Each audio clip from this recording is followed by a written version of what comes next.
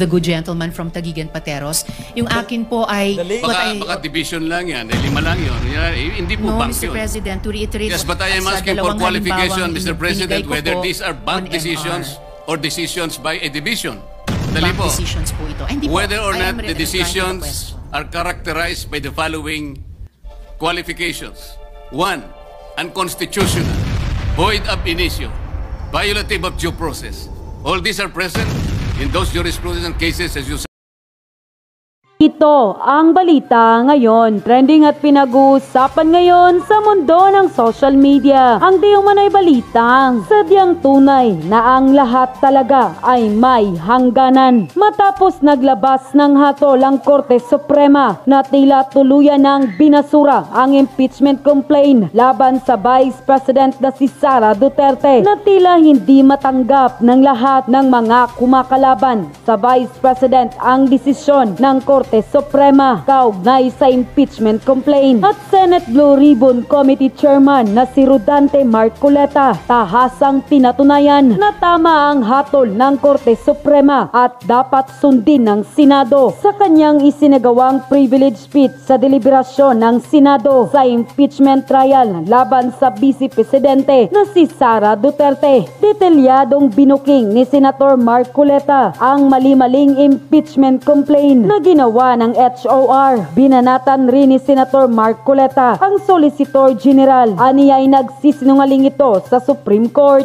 Narito naman ang naging komento ni Tio Moreno. Senator Rodante Marcoleta privilege speech on the impeachment case against Vice President Sara Duterte. In his privilege speech, Senator Rodante Marcoleta firmly declared that the impeachment case filed against Vice President Sara Duterte is void ab initio, unconstitutional, beyond the jurisdiction of the Senate, and should be dismissed outright. Senator Marcoleta emphasized that the Supreme Court did not rule on the merits of the case. Instead, it declared the entire impeachment complaints unconstitutional and violative of due process and the one-year bar rule, primarily because the House Representative HOR failed to follow its own internal rules. In connection with the two petitions filed before the ESC, the House was asked about the status of 3 other impeachment complaints filed on December 2, 4, and 19, 2024. The HOR responded that these were merely archived. Marcoleta questioned this, pointing out that the archiving is not part of the procedure under Rule 2, Section 3 of the House Rules, which mandates that the complaint must be immediately referred to the Speaker of the House. However, records show that the Secretary General referred the complaints to the Speaker only on February 5, 2025, 2 months after their filing. Marcoleta raised a critical question: is that considered immediate referral? Moreover, while the complaints were recorded in the journal, they were not included in the order of business as required by the Constitution. It should be included in 10 business days by the 11th session day, session 36. This omission became a clear violation. Senator Marcoleta enumerated at least 3 major violations committed by the HOR. First, violation of the one-year bar rule. Second, violation of due process. And third, failure to include the complaint in the order of business. Marcoleta invoked the Francisco versus HOR case, stressing that the impeachment complaint must be referred to the Committee on Justice, not directly transmitted to the Senate as was done in this case. This bypass of procedure constitutes another constitutional violation. He also warned against isolating Rule 4, Section 14 from Section 2, underscoring that the rules must be read and followed in their entirety, not selectively. Marcoleta further questioned the validity of the verification in the impeachment complaint. The last page merely stated, "Subscribe and sworn to before me on this blank day of February 2025. He argued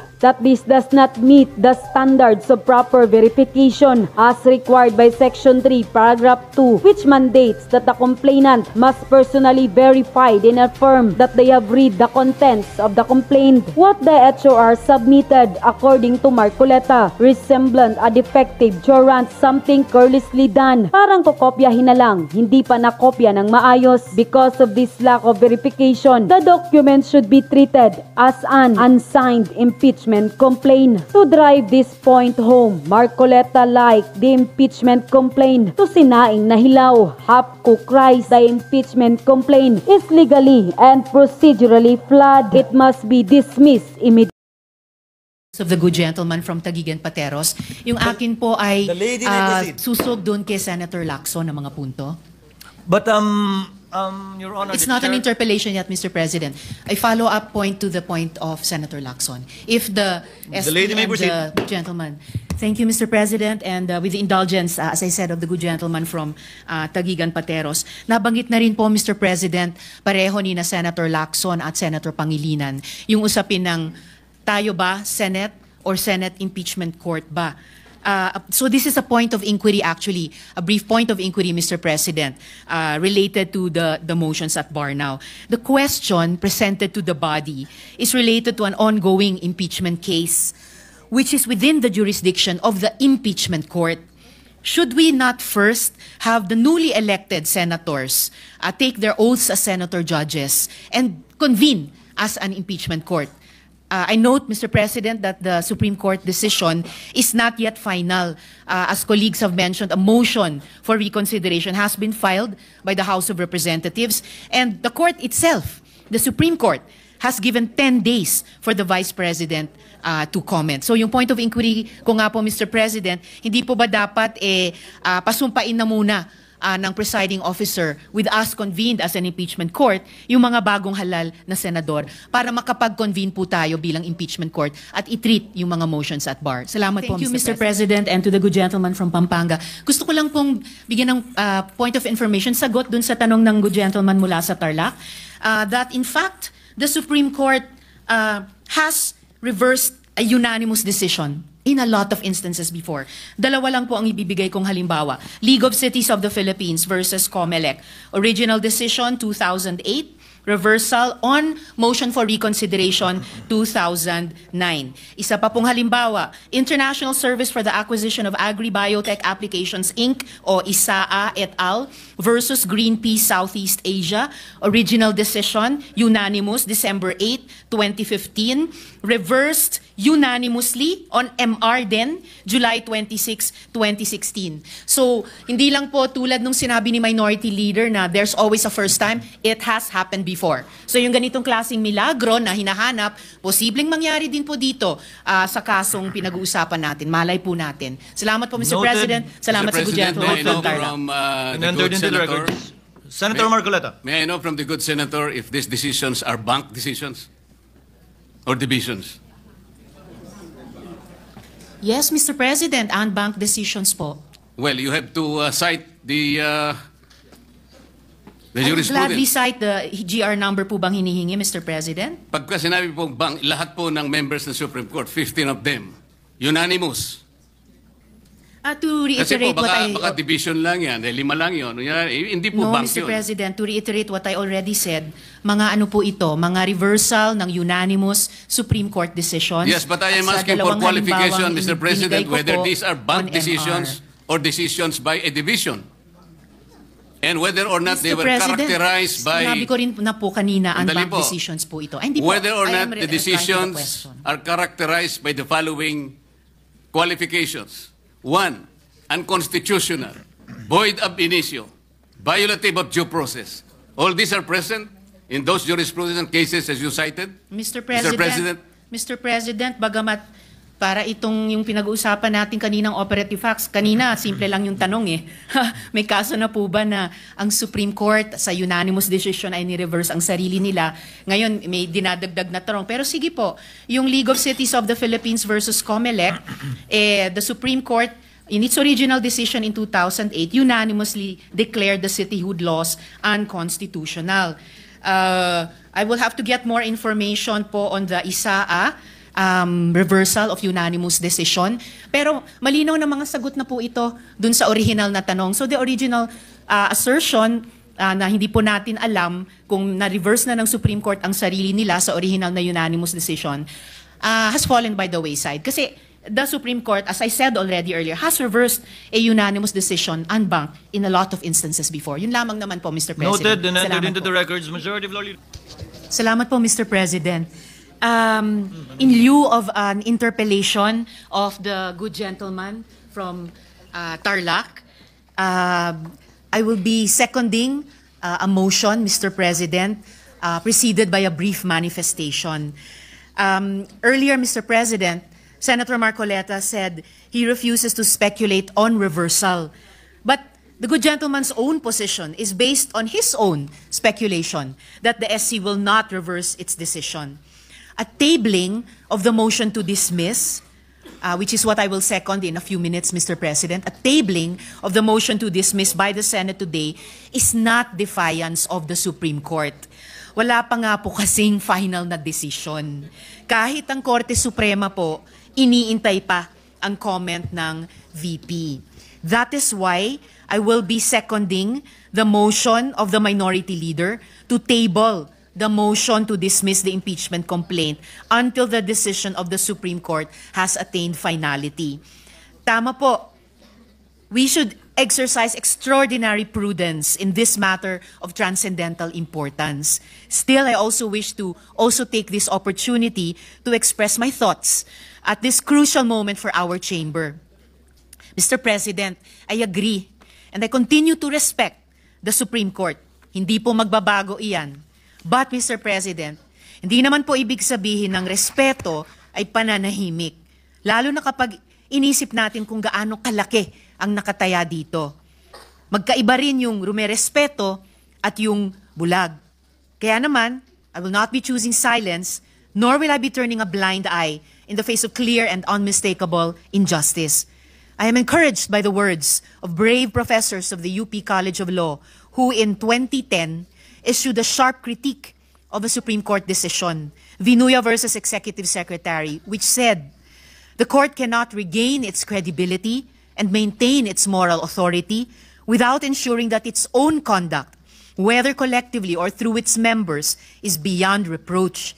So, in the context of the SC decision, Duterte versus House of Representatives, I believe we need to shed light on some concerns which former justices and constitutional framers themselves, some of whom are here this afternoon, Mr. President, have underscored.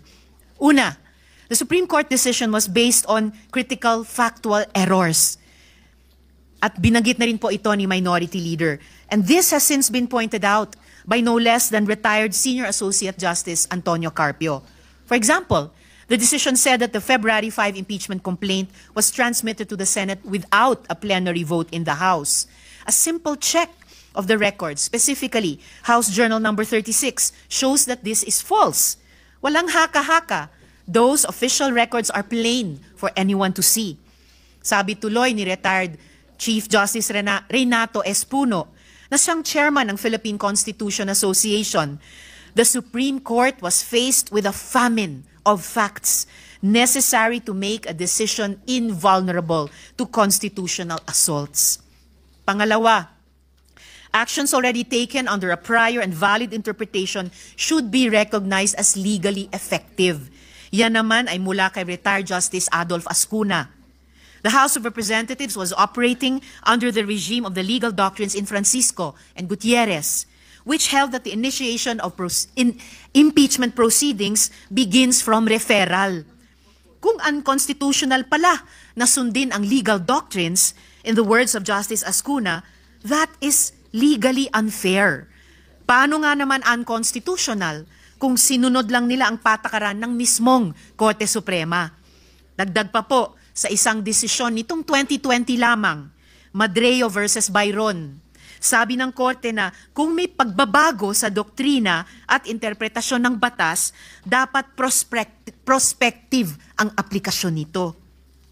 At ang pangatlo at huling punto, mistulang nadagdagan ang requirements sa proseso ng impeachment na hindi naman nakasaad sa ating saligang batas. These new limitations, Mr. President, are not found in our fundamental law. Wala yan sa konstitusyon at kontra yan sa accountability. One disturbing example, sabi ng desisyon, kailangan daw na isumite na ang bawat ebidensya laban sa opisyales sa pag-file pa lang ng complaint sa House. Dapat ba naka-attach na ang bawat bank slip, public record o testimonya ng witness na ihaharap? kahit wala pa silang proteksyon ng Senate Impeachment Court? Ang tanong tuloy ng marami, realistic ba yan? Paano kung ang impeachment ay laban sa mataas na opisyal na kayang-kayang magtago ng ebidensya o manakot ng mga potential witness? Bakit humaba yata ang checklist ng proteksyon para lang sa impeachable officials? Samantalang ang taong bayan na nagtatanong, na naniningil ng pananagutan, sila pa ang pinahirapan. Sila pa ang nadagdagan ang requirements. Ayon sa Korte Suprema, an official facing impeachment does not stand to lose fundamental constitutional rights such as life, liberty, or property. Hindi buhay, kalayaan, o pag-aari ang inihahabla sa impeachment. Kung ang usapan naman ay due process, hindi pat ang mismong impeachment trial na nga ang mismong venue para doon. Maririnig ang dalawang panig. May ebidensya, may magdedepensa. That is due process. So what are we afraid of? At dahil nandito rin po sa gallery ngayon, Mr. President, ang isa sa mga constitutional commissioners na si Christian Monsod, di lalo po akong confident na mag-take exception sa isang sinabi kanina ng good gentleman mula sa Taguig at Pateros na dapat mahirap ang proseso ng impeachment. Kontra po doon ang pananaw ng Constitutional Commission kung mababasa po natin ang records ng deliberations ng komisyon, partikular sa panig ni Commissioner Regalado. Muli, patuloy nating nirerespeto ang Korte Suprema. Pero pwede mong respetuhin ang isang institusyon habang nagtatanong at pinag-uusapan ang kanyang desisyon. In Firestone Ceramics Inc. versus Court of Appeals, the court conceded that it is not infallible. Should any error of judgment be perceived, sabi nila, it does not blindly adhere to such error. In this jurisdiction, rectification of an error more than anything else is of paramount importance. In the 2010 letter that I mentioned earlier, the UP law professors said that the position of the Supreme Court as the final arbiter of all controversies requires competence and integrity completely above any and all reproach. A breach of these values, the professor said, does violence to the primordial function of the Supreme Court as the ultimate dispenser of justice. And the UP Law Dean who led that letter to the Supreme Court, walang iba po kundi ang nagsulat ng desisyon na ating pinag-uusapan. Dear Mr. President, dear colleagues, I believe this decision is of the highest public interest, whose consequences will echo through time and history. Maraming taon mula ngayon, pag-aaralan at hihimayin ito ng lahat. Mula sa mga estudyante, mga journalist, mga political analyst, mga academics, at higit sa lahat ng ating mga kababayan. One day, and this day will come, history will judge all of us based on our actions today, August 6, 2025. When history comes to remember, let's hope we stood where it mattered, that even in the face of doubt, we did what was right and just. With deep respect for the Supreme Court and all institutions of our country, Mr. President, I therefore second the motion to table the motion to dismiss the impeachment complaint until the decision of the Supreme Court has attained finality. Salamat po, Mr. President. Mr. President, quick Noted reaction. and entered into the records. Senator Marcoleta. Mr. President, unang-una, yung sinabi ko pong speculative, sapagkat it was not based on my own speculation. It was based on my long practice as a litigation lawyer. Wala pa po akong nakitang isang unanimous decision. Ewan ko lamang po kung merong magbo-volunteer ngayon na abogado in the last 40 years na sinasabi ang isang unanimous decision na ang karakter niya ay sinabi na ab initio, void ab initio, unconstitutional, violative of due process. Maybe if we can speculate that all the members of the Supreme Court after the filing of the motion for reconsideration will resort to their worst, will resort to the worst angels of their nature. Maybe, baka ganun lang. What do we expect? We expect that 8 of them will reverse themselves altogether. Kung sakasakali naman po na in-archive natin or whatever word is applicable at sinabi, under miraculous circumstances, sinabi ng Supreme Court, we are all reversing ourselves. Di continue natin. Anong problema? Pero kagaya po na sinasabi ko kanina, Mr. President, ang pagkakaluto nga po hilaw eh. Ipinipilit po ngayong ipakain sa Senado ang isang bagay na hilaw. Paano? Sinabi po ba ng Supreme Court na wag na kayong mag-impeach? Hindi po. Binigyan po tayo ng guidelines. Alam po ba ninyo kung bakit binigyan na ng guidelines ng Supreme Court kung paano mag-impeach? Kasi po, Mr. President, if you recall, the Supreme Court issued a notice on July 8, 2025, requiring at least 11 information from the House of Representatives and the Senate. The Senate made a manifestation na wala po kaming maibibigay sapagkat lahat po niyan ay makukuha ninyo sa House of Representatives. Alam po ba ninyo na 4 sa hinihingi ng Supreme Court ay nandun po sa puso ng due process? Ano po yung hinihingi? Sinabi lamang po ng Supreme Court, pwede bang ibigay nyo sa amin kung lahat ng miyembro ng House of Representatives ay binigyan ninyo ng kopya at kailan? Pwede bang ibigay nyo sa amin ang timing kung kailan nyo ibinigay at binigyan, kung paano nyo sila binigyan ng pagkakataong mabasa yung impeachment complaint? Pwede nyo bang ibigay sa amin kung every article of impeachment ay nakalagay doon ang mga dokumento na nagpapatibay ng artikulo? Pwede nyo bang ibigay sa amin kung nagkaroon sila ng pagkakataon talaga na mabasa yung impeachment complaint? Alam po ba ninyo kung anong sagot ng Solicitor General in behalf of the House of Representatives? Ito po yung sagot nila. It is the position of the House that these matters pertain to its internal proceedings, which have always been regarded as beyond the jurisdiction and scrutiny of this honorable court.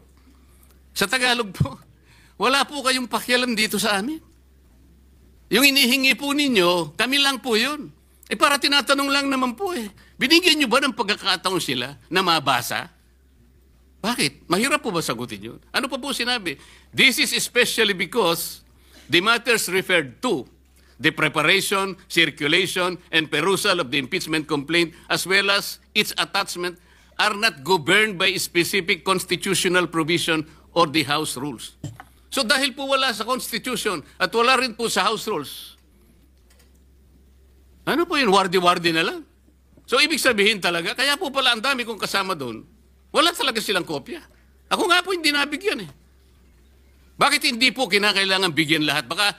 Baka sakaling, malay po ninyo, baka pumirma ako, hindi ba? Ito yung tinatanong po ng Korte Suprema. Kaya lang po siya nakapagbigay ng additional guideline sapagkat isip-isipin nyo, sasabihin sa Korte, wala nang pong masamang tinapay ang Korte. Pwede po malaman namin kung talaga nagkaroon ng pagkakatong mabasa man niya lang, ma-appreciate ang bawat dokumento na nakasalig dyan sa impeachment na yan. Para sa ganun, ay boboto siya sang-ayon sa kanyang sariling kagustuhan. Matibay ang gusto ng Korte Suprema. Gusto niyang makita na lahat ay dumaan sa kayusan. Hilaw nga po Mr. President. Kanina ko pa po pinaiintindi, hilaw. Ba't hindi po kayo magluto ng mas masarap na kanin?